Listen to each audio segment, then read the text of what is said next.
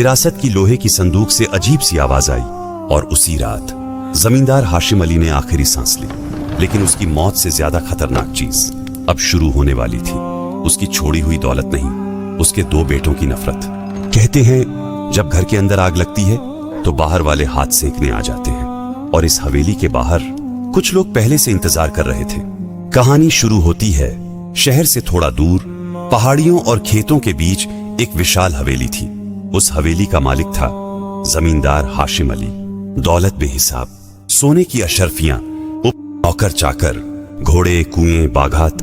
लेकिन उसके पास सबसे कीमती चीज थी उसके 2 बेटे। बड़ा बेटा सलीम, गंभीर, सख्त मिजाज, हर बात हिसाब से करने वाला। छोटा बेटा करीम, हंसमुख, दिलदार, लेकिन जल्द गुस्सा होने वाला। दोनों में बचपन से प्यार था, मगर उम्र के साथ मोहब्बत कम और मुकाबला ज्यादा होने लगा। कौन अब्बा का ज्यादा चहेता, कौन ज्यादा काबिल, कौन हवेली संभालेगा, ये सवाल धीरे धीरे झर बनते गए। जमींदार हाशिम अली ये सब समझता था। वो अक्सर कहता, दौलत संभालना आसान है, भाईचारा संभालना मुश्किल। लेकिन वक्त किसी की नहीं सुनता। जमींदार की मौत। एक सुबह हवेली में मातम छा गया। हाशिम अली का इंतकाल हो चुका था। रोने वालों में नौकर भी थे, गांव वाले भी और दोनों बेटे भी। मगर लोगों ने देखा सलीम की आंखों में आंसू कम, सोच ज्यादा थी। करीम की आंखों में दर्द कम, बेचैनी ज्यादा थी। क्योंकि दोनों जानते थे अब असली इम्तिहान शुरू होगा, वसीयत का इंतजार। 3 दिन बाद हवेली के दीवान खाने में सब जमा हुए। काजी साहब आए, पुराने मुंशी आए, गांव के बुजुर्ग आए, और कोने में बैठे थे कुछ ऐसे लोग जो रिश्तेदार कम, दुश्मन ज्यादा थे। उनमें सबसे चालाक था नवाबुद्दीन। वो हाशिम अली का पुराना कारोबारी दुश्मन था। जिंदगी में हवेली ना ले सका, अब मौत के बाद मौका ढूंढ रहा था। उसने धीरे से अपने साथी से कहा, अब तमाशा देखो, भाई खुद एक दूसरे को बर्बाद करेंगे। वसीयत पढ़ी गई। काजी साहब ने कागज खोला, कमरा खामोश हो गया। उन्होंने पढ़ना शुरू किया। मेरी जायदाद मेरे दोनों बेटों की है, मगर हिस्सा इंसाफ और अकल से बांटा जाए। बस इतना सुनते ही सलीम बोला, मैं बड़ा बेटा हूं, हवेली और मुख्य खेत मेरा हक है। करीम तुरंत गरजा, और मैं क्या गैर हूं, अब्बा मुझे सबसे ज्यादा चाहते थे। सलीम हंसा, चाहते थे इसलिए काम कभी दिया नहीं। करीम मेज पर हाथ मारकर खड़ा हो गया। तुम कहना क्या चाहते हो? काजी साहब चिल्लाए, बैठ जाओ, अभी वसीयत पूरी नहीं हुई। मगर अब देर हो चुकी थी। दोनों भाइयों के दिल में सालों पुरानी आग भड़क चुकी थी। बाहर वालों की चाल। उसी शाम नवाबुद्दीन सलीम से मिलने पहुंचा। धीरे से बोला, मैं तो तुम्हारा भला चाहता हूं छोटा भाई। आज बाजार में कह रहा था कि बड़ा भाई नालायक है। सलीम का चेहरा सख्त हो गया। दूसरी तरफ उसी रात नवाबुद्दीन का आदमी करीम के पास गया। जनाब, सलीम कह रहा था कि तुम्हें कुछ नहीं मिलेगा। करीम ने मुट्ठी भींच ली। अब जो शक था वो यकीन बन चुका था। हवेली 2 हिस्सों में बंट गई। कुछ ही दिनों में हवेली के बीच दीवार खिंच गई। एक तरफ सलीम, दूसरी तरफ करीम। रसोई अलग, नौकर अलग, घोड़े अलग, यहां तक कि कुएं का पानी भी बारी बारी भरने का नियम बना। गांव वाले हैरान थे। जिस घर से कभी दावत की खुशबू आती थी, अब वहां से झगड़े की आवाज आती थी। रात का रहस्य। एक रात हवेली के पुराने खजाने वाले कमरे का ताला टूटा मिला। संदूक खुला था, लेकिन अंदर कुछ भी नहीं था। सुबह दोनों भाई आमने सामने थे। सलीम चिल्लाया, चोरी तुमने की है। करीम गरजा, झूठ, पहले तुमने खाली किया होगा। नौकर डर गए। गांव वाले जमा हो गए, और दूर खड़ा नवाबुद्दीन मुस्कुरा रहा था। उसे पता था अब मामला सिर्फ जायदाद का नहीं रहा, अब इसमें इल्जाम, बेइज्जती और बदला भी शामिल हो चुका था। मुल्ला नसीरुद्दीन की एंट्री। उसी वक्त गांव के रास्ते से एक दुबला पतला आदमी गधे पर आता दिखाई दिया। सर पर पगड़ी, चेहरे पर मुस्कान, आंखों में शरारत। वो था मुल्ला नसीरुद्दीन। उसने भीड़ देखकर पूछा, क्या हुआ, जनाजा दूसरा है क्या? एक बूढ़ा बोला, नहीं मुल्ला, जिंदा लोग मरने पर तुले हैं। मुल्ला ने दोनों भाइयों को देखा, टूटा ताला देखा और मुस्कुराकर बोला, वाह, बाप एक था, औलाद 2 है, मगर अकद आधी भी नहीं। दोनों भाई गुस्से से उसकी तरफ देखने लगे। मुल्ला ने गधे से उतरते हुए कहा, झगड़ा बड़ा है तो फैसला भी बड़ा होगा। फिर उसने टूटी संदूक को हाथ लगाया और धीमे से कहा, इस घर में चोरी सोने की नहीं हुई, कुछ और चोरी हुआ है। सब हैरान रह गए। क्या चोरी हुआ था? मुल्ला ने जवाब नहीं दिया, बस आसमान की तरफ देखा और बोला, कल सुबह सबको आंगन में बुलाओ, मैं बताऊंगा असली चोर कौन है।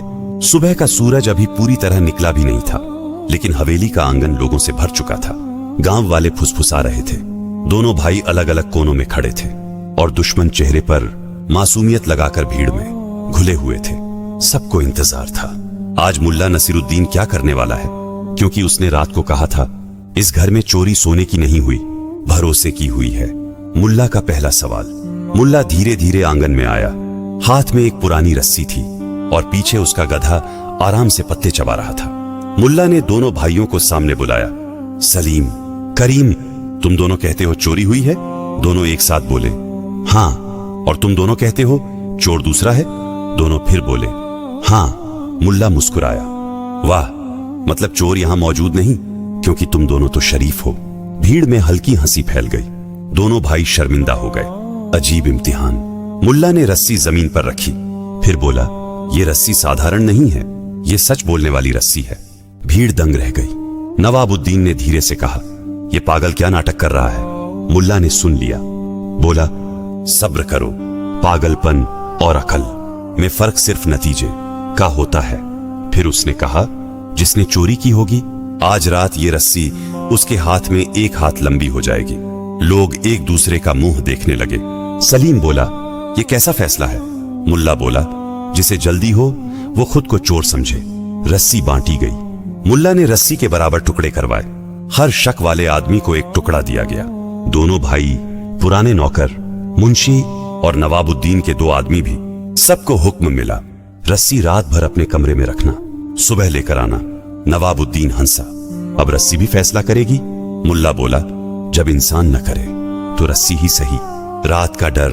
उस रात हवेली में कोई चैन से नहीं सोया। सलीम सोचता रहा, अगर करीम चोर निकला तो?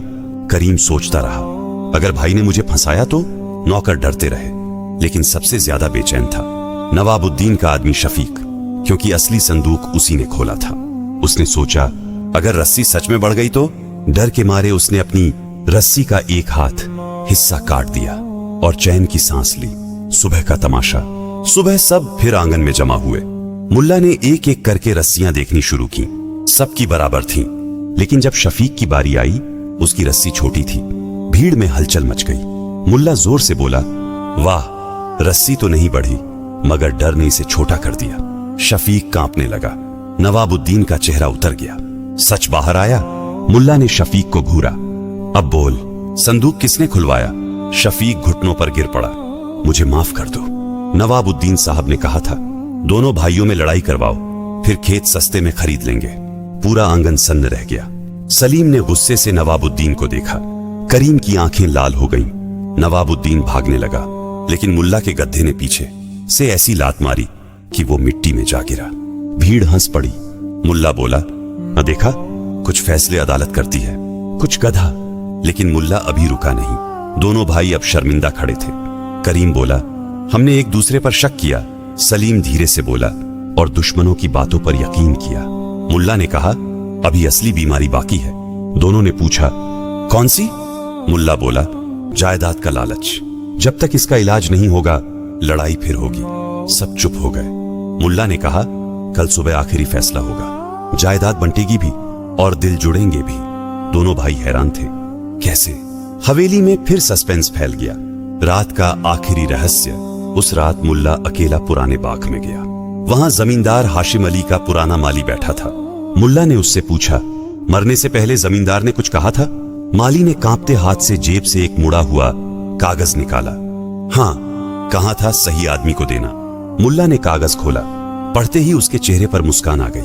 वो बोला, वाह हाशिम अली, मरकर भी जिंदा लोगों को सबक सिखा गए। लेकिन उस कागज में क्या लिखा था, यही तय करेगा। हवेली किसकी होगी, खेत किसके होंगे, और असली वारिस कौन होगा? जानने के लिए अगला पार्ट जरूर देखें।